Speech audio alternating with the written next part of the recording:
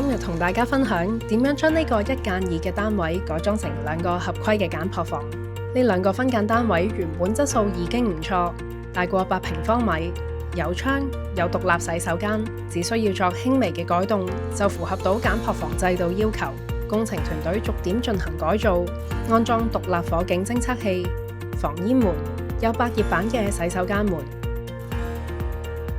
另一個單位同樣增設獨立火警偵測器同更換防煙門。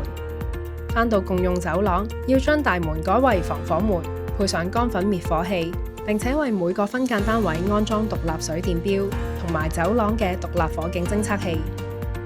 完成上述改造工程，平均每個分間單位大約用咗25,000蚊，2個分間單位就變成合規嘅簡樸房啦。